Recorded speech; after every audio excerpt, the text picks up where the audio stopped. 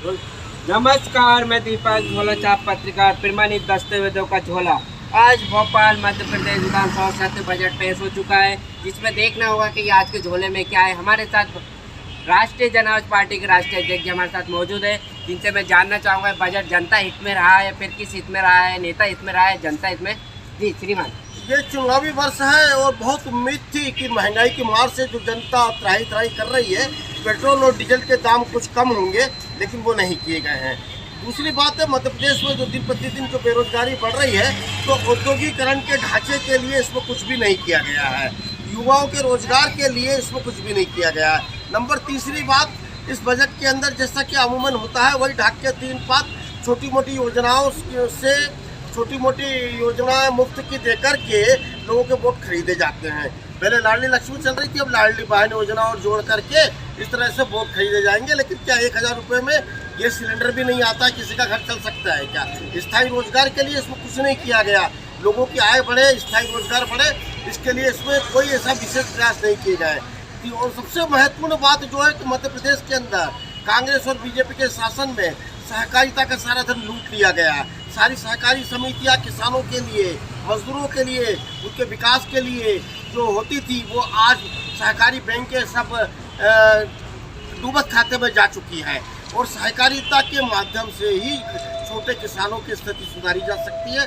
उन्हें फलों और सब्जियों के प्रसंस्करण, इसका स्टोरेज, इन सब के लिए लोन दिया जा सकता है। सहकारिता के माध्यम से ही छोटे मजदूर समूहों को अपना रोजगार पैदा करने के लिए रेत, ईंट, गिट्टी, मिट्टी, इन प्राकृतिक संसाधनों का उपयोग करके अपना रोजगार स्थापित करने में मदद मिलती है। लेकिन आज सहकारी समितियां जो डूबी हुई है पिछले कई वर्षों से, उन्हें जागृत करने का कोई प्रयास नहीं किया गया है।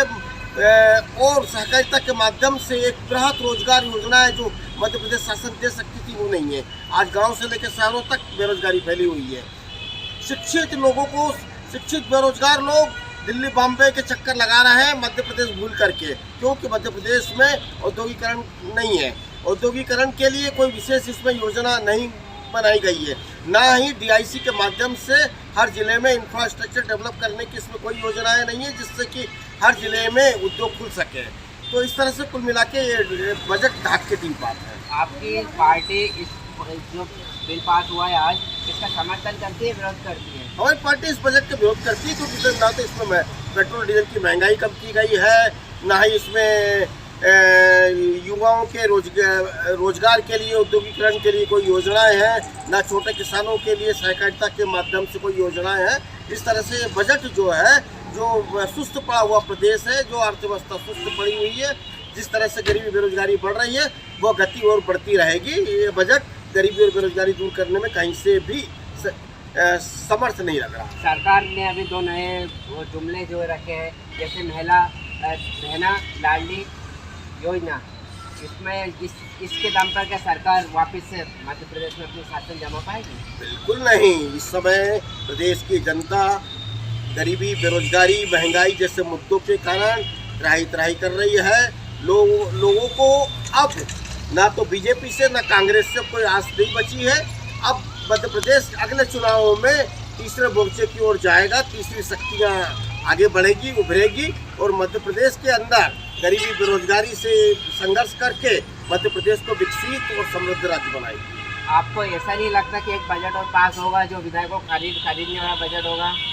बिल्कुल, वो तो अंडरग्राउंड चल रहा है, उसकी पूरी तैयारी चल रही है। टेबल के नीचे से धन इकट्ठा किया जा रहा है और 25-50 विधायक इधर उधर कम पड़े तो वो उसको खरीदे जाएंगे।